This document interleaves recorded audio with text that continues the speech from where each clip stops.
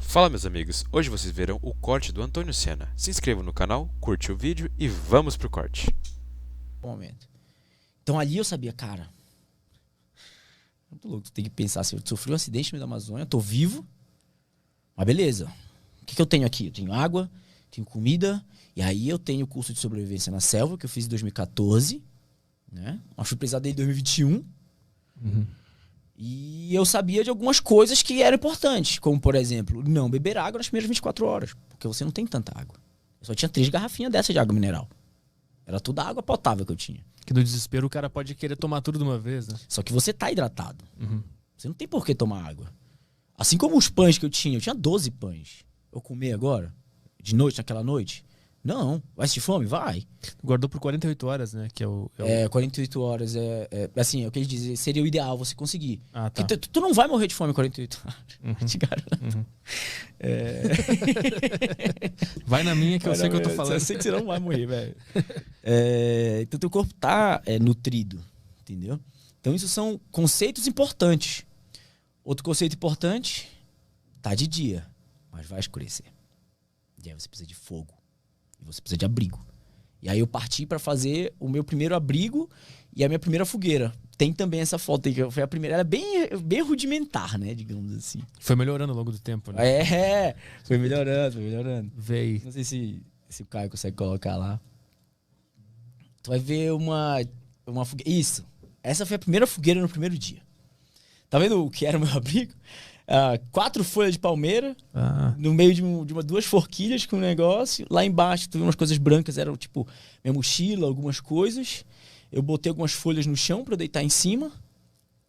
Fiz essa fogueira com muito custo, utilizando a roupa que tava cheia de óleo diesel. Porque imagina, era inverno amazônico, cara. Tava tudo úmido.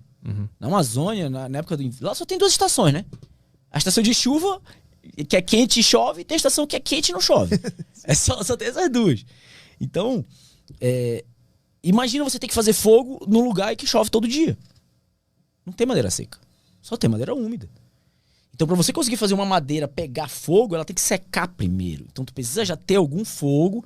E é engraçado, tu vê a água fervendo e saindo de dentro da madeira até ela virar brasa. Tu queimou a tua camiseta, que tava com óleo a diesel. Camiseta, a calça. Eu tirava secando. Pedaços.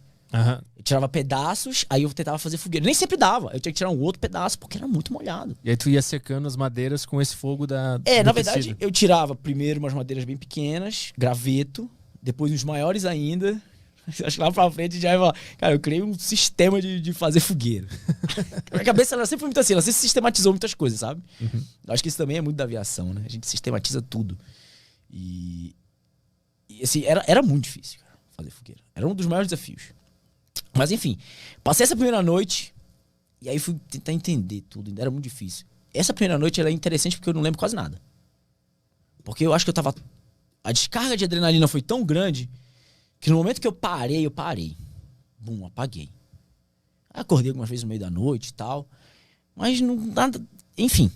Mas tu conseguiu dormir na primeira noite? Então isso que eu digo, assim, eu não sei se eu dei aquela dormida. Eu dei uma apagada. Sabe? Mas eu acordava várias vezes. Até porque, cara, dá muito medo. Você tá maluco. À noite. E o problema da Amazônia, a pessoa pensa assim, o barulho da floresta. O barulho da floresta não é o problema. A escuridão é o problema. Porque barulho não te dá medo. A escuridão te dá medo. Pra qualquer ser humano, praticamente. Nós não somos adaptados pra viver na escuridão. Pega uma criança, se apagar a luz do quarto, ela vai ficar com medo. Mas tu via vulto? Tu via uma movimentação que te dava medo? O que era? Não via nada. Era muito escuro. Você só ouvia os sons.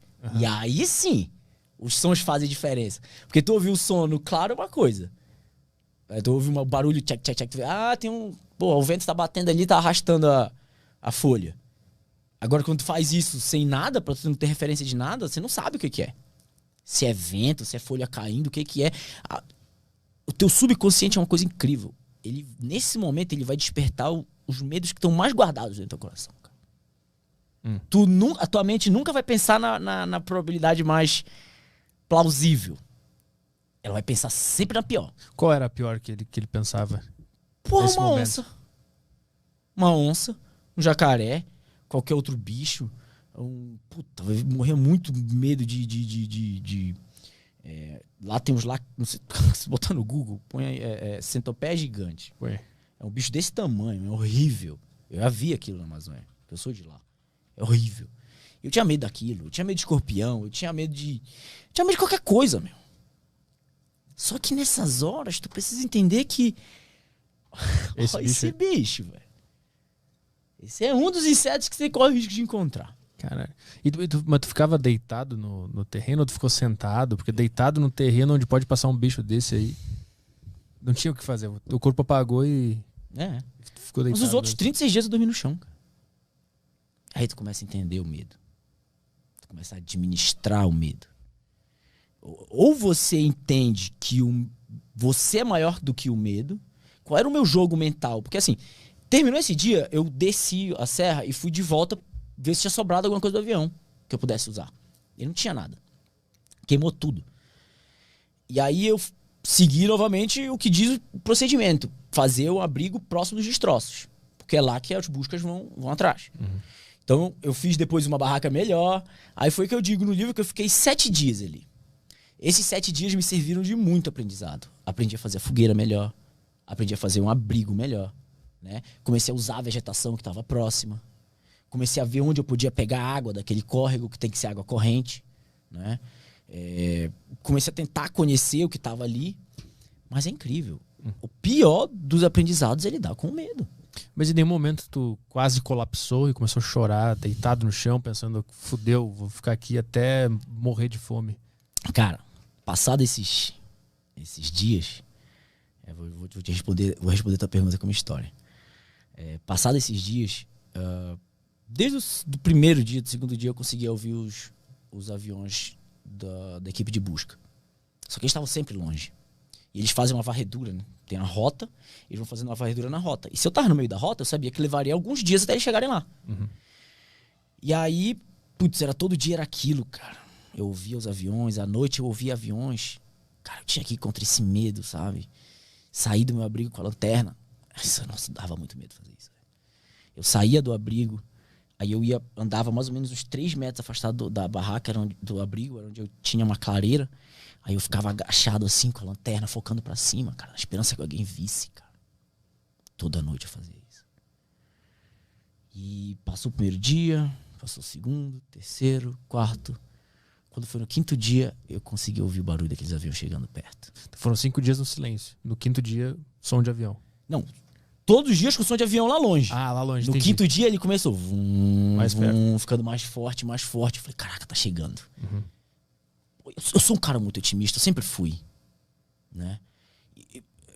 Quando eu caí ali, a minha mente ela só pensava assim, eu só preciso sobreviver por uns 8 dias, que é o período de busca.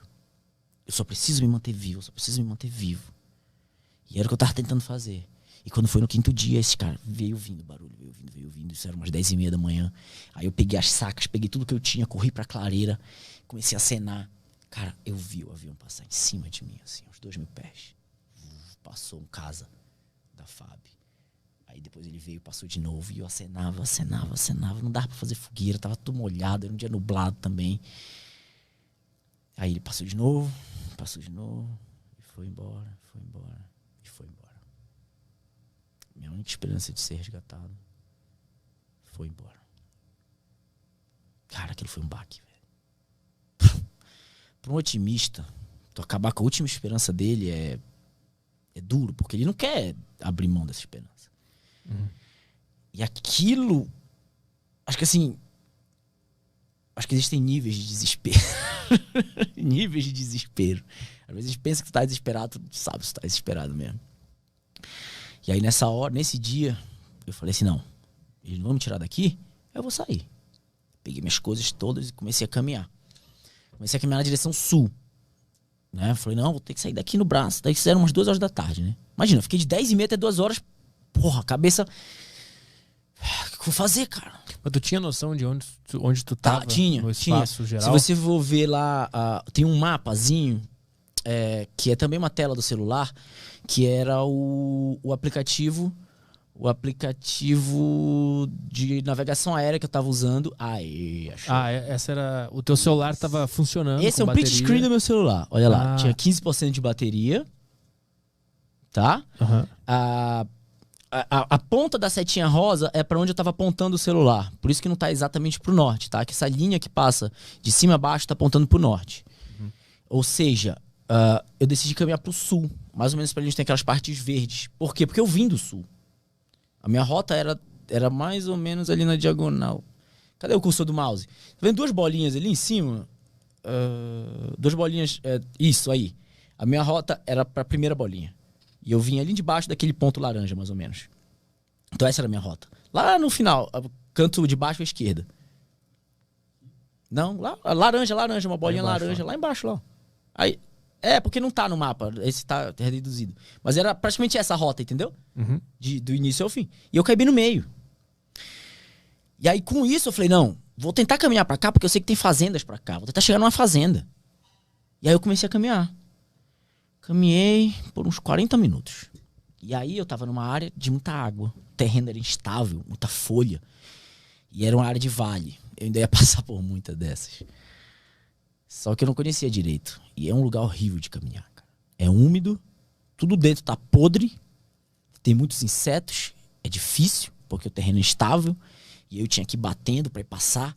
Só que eu comecei a encontrar partes com os galhos caíam, com espinho. Caía cupim, cara. Ferrada de cupim dói muito.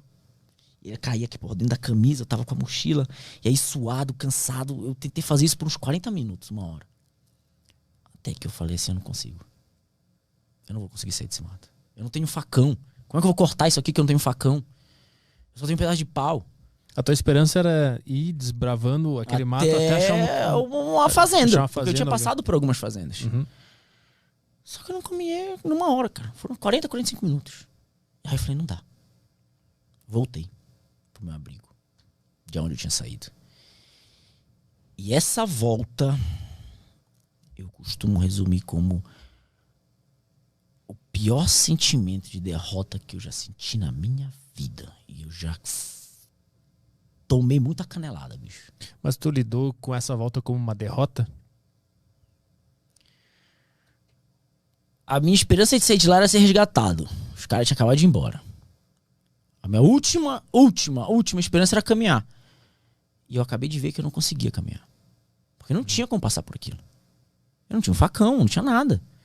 Eu não conseguia sair do lugar. Cara, eu fiquei 40 minutos, eu acho que eu não andei nem 50 metros. Não tem ideia. E aí voltei. Eu voltei numa derrota, num sentimento de fracasso, velho. Que pela primeira vez eu pensei na morte. Agora eu vou morrer. Até então nada de morte tinha passado. Otimismo. Mas aí agora eu falei... A derrota era pra floresta. O fracasso era diante da situação, cara. Imagina, eu não podia fazer mais nada naquele momento. Eu que tentar me manter vivo? Até quando? Os caras passaram em cima de mim e não me viram. Se eu for morrer aqui, quanto tempo eu vou levar pra morrer? De fome? Já viu alguém fazendo greve de fome? Os caras levam semanas pra morrer. Era o que aconteceu comigo, cara. Eu ia levar semanas pra morrer. E aquilo ficou martelando na minha cabeça. E aí eu tenho, hoje eu digo coisa de... Vai fazer 7 meses que eu fui resgatado. E tem uns 6 meses que eu consigo descrever esse sentimento. Eu não conseguia descrever ele até um tempo atrás. Eu procurava uma palavra pra esse sentimento. Mas não tem essa palavra em português. Tem essa palavra em inglês. É hopeless. Hopeless, você põe less pra tirar as coisas, né? E hope é esperança. Então é a ausência de esperança. Zero. E quando teu coração ele não tem mais esperança nenhuma, a esperança é a última que morre, tu é tomado de todos os sentimentos ruins que tu pode imaginar na tua vida. Todas as tuas inseguranças, tudo começa a tomar conta, teu peito pesa, dói. Tudo se comprime a um ponto só, como se fosse realmente um buraco negro que te arrasta pra dentro dele. E que tipo de sentimento ruim? Tu lembra de coisas da vida ou são o sentimento puro, só ele, sem a lembrança junto? É, cara. É só o sentimento puro. Já teve depressão? Uhum. Depressão, ela vem, ela pesa aqui dentro, tal, até um ponto que ela dói tanto que tu quer morrer, cara. Só quer que pare de doer. Uhum. Foi o que eu fiz. Eu falei, Eu não conversava com Deus. Mas eu cheguei e disse, Deus, se é pra eu morrer desse jeito, cara, manda um animal. Manda uma onça. Eu não vou fazer nada. Eu até pensava, bicho, a onça, se ela vier, ela vai me rasgar aqui, eu tenho que aguentar a dor, ela vai vir depois, ou vai me morder minha cabeça, ou minha barriga, e eu vou ter que até eu morrer. Cara, eu abandonei a minha vida. Eu não queria mais viver. Eu só queria parar de sentir aquilo. Porque doía demais. Derrota. Medo. Que mais? Tudo que de ruim eu conseguia sentir assim. E aí naquela hora, foi a hora que eu peguei meu celular e resolvi gravar o vídeo de despedida pra minha família. Esse era o sentimento que eu tava sentindo quando eu gravei aquele vídeo. E eu falei pra cada um da minha família o quanto eu amava eles. Que eu não sei quando eu ia encontrar aquele avião, mas eu ia tentar me manter vivo. E aí eu comecei a me emocionar e desliguei. A partir desse momento, tu achou que tu estava entrando na última fase de toda essa história, que era, a partir daqui começa a minha morte. Eu só vou esperar a morte chegar. Esse é o lance. Isso. E aí, no meio desse turbilhão de sentimentos, eu tinha gravado esse vídeo pra minha família, né? E... cara, eu tava sozinho já, 5 dias no mato. E tendo que suportar isso. E aí eu comecei a lembrar da minha família. E aí eu comecei... eu lembro o pensamento exato. Eu pensei assim, cara, eu nunca mais vou dar um abraço na minha mãe, velho. Nunca mais vou sentar na minha mesa com meus irmãos, conversar qualquer besteira.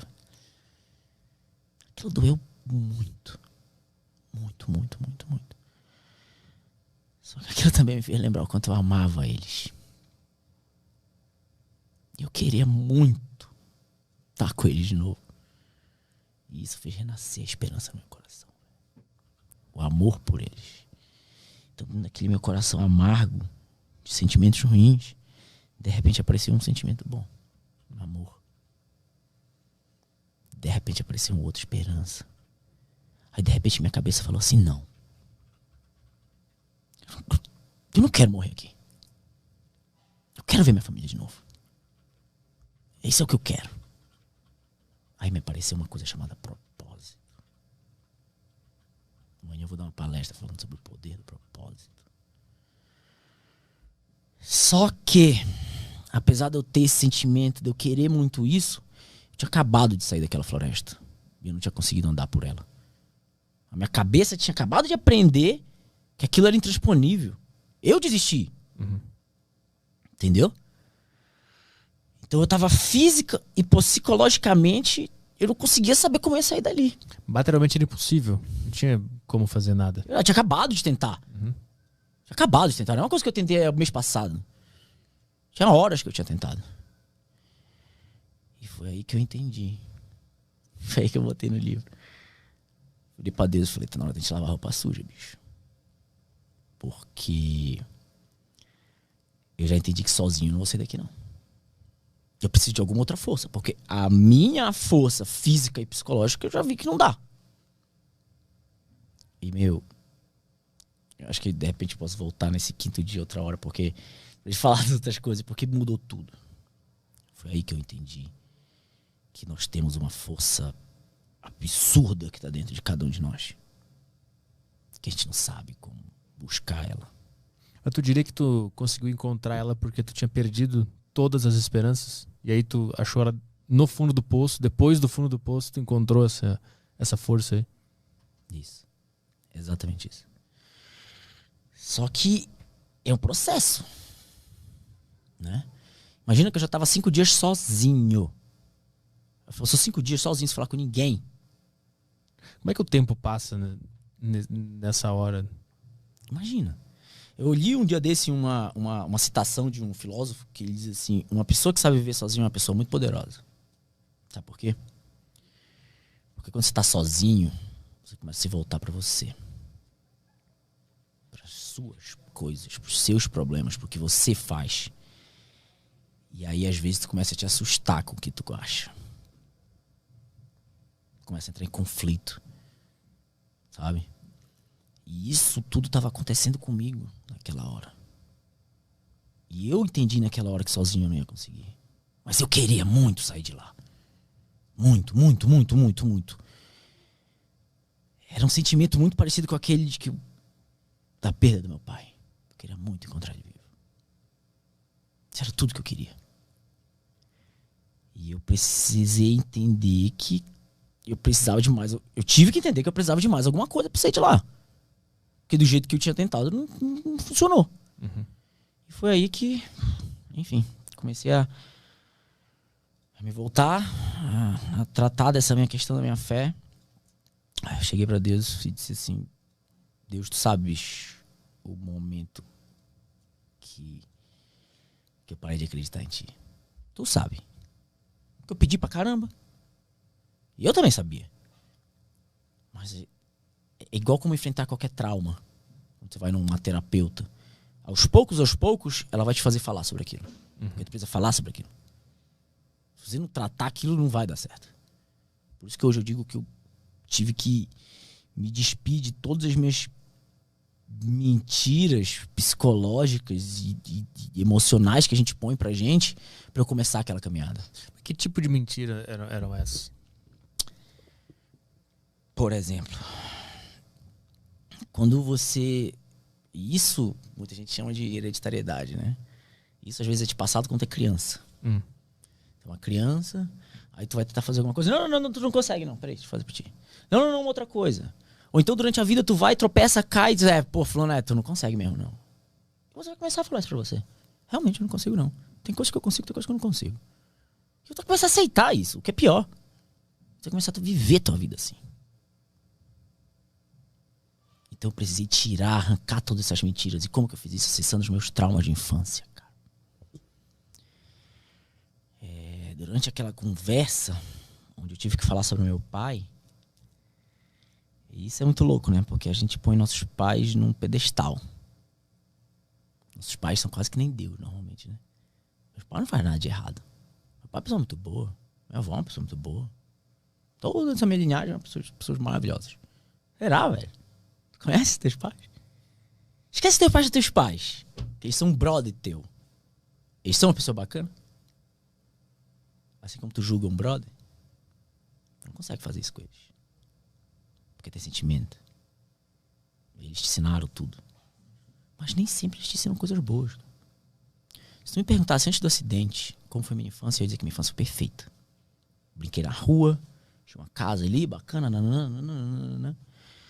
E se tu me pergunta hoje, eu vou dizer que minha infância não foi perfeita, cara. Minha infância foi difícil. Tinha pais que brigavam direto dentro de casa.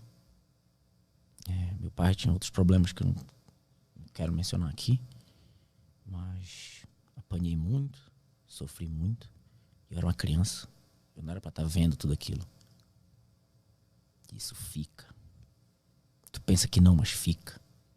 Mas por que tu não lembra então, depois que tu é adulto? Porque também te bloqueia. Isso é trauma. Isso causa dor. Pra não causar dor, você bloqueia.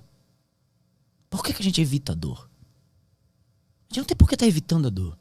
Quando a gente entende o que é inteligência emocional, você entende que ou você confronta a dor pra curar aquilo, ou você nunca vai ter coragem de superar ela. Nunca. Porque dói. E aí você foge. Não, é o contrário. Ou você resolve aquilo, ou você não vai conseguir. E naquela hora, por não ter nenhuma distração, tu teve que encarar tudo Porque isso. não tinha ninguém. Quando a gente tá sozinho, a gente lidar com você, cara. Tu não tem ninguém pra tu culpar pelas besteiras que tu fez na vida. Tu começa a lembrar de algumas coisas, sabe? E aí tu... não, foi porque fulano fez alguma coisa e aí por isso que não deu certo. Será? Para, pensa de novo. Tira o sentimento da coisa. Dá pra ter feito mais? Dá pra ter buscado mais? Será que a culpa não foi tua? E eu te garanto que quanto mais tu fuçar, mais tu vai ver que a culpa é tua. Porque no fim das contas, fazer o certo ou fazer o errado é sempre uma decisão tua. Agora, a gente acaba sendo induzido pelas coisas que a gente aprende desde criança na vida a tomar a decisão errada várias vezes. Então eu tive que tratar um bocado de trauma de infância junto com essa minha reconexão com Deus. Isso tudo aconteceu ao mesmo tempo, cara. muito louco, assim, sabe? Até hoje, às vezes, eu digo assim, foi um tratamento de choque. Choque mesmo. E esse era só o início do tratamento.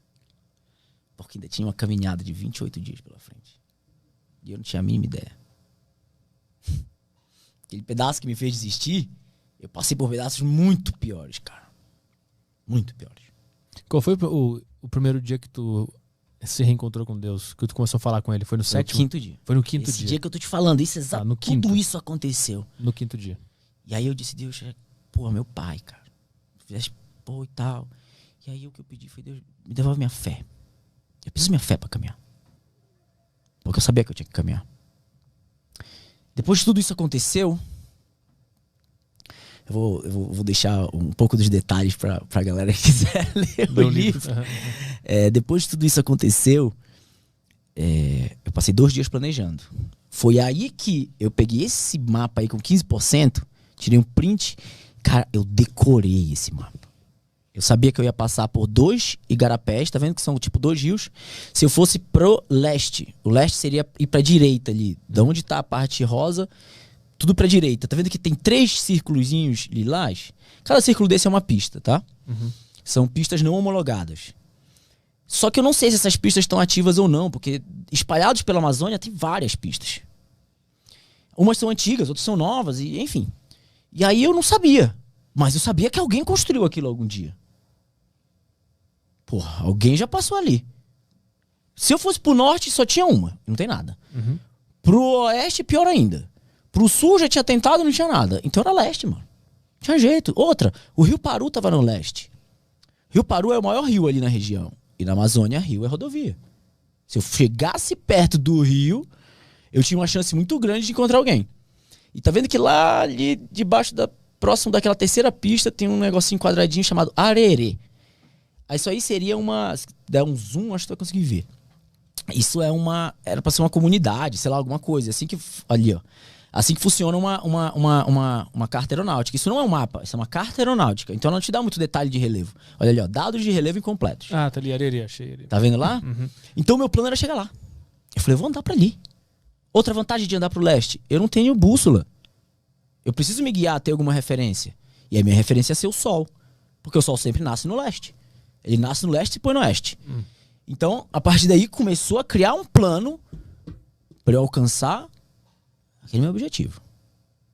Mas depois que tu se reconectou e voltou à tua fé de que tu conseguiria sair dali. Isso. Eu passei a acreditar. Eu passei a querer sair dali.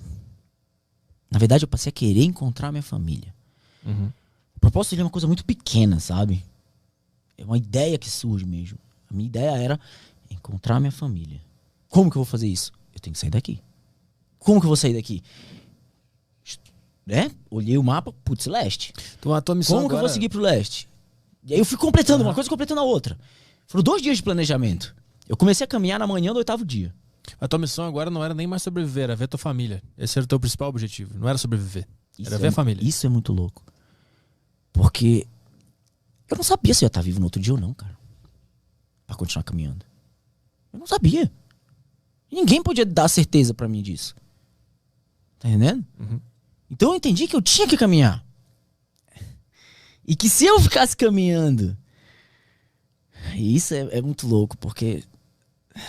Quando eu comecei a caminhar no 8º dia pro leste, eu já tinha voltado uma vez, né? Eu falei assim, eu vou dar esse passo pra cá. E desse passo em diante, enquanto eu tiver ar no meu pulmão, enquanto eu tiver alguma energia, eu vou caminhar pro leste. Se eu vou morrer tentando, eu vou morrer tentando. Mas eu não vou deixar de tentar. Não vou deixar de lutar. Esse é o poder do propósito.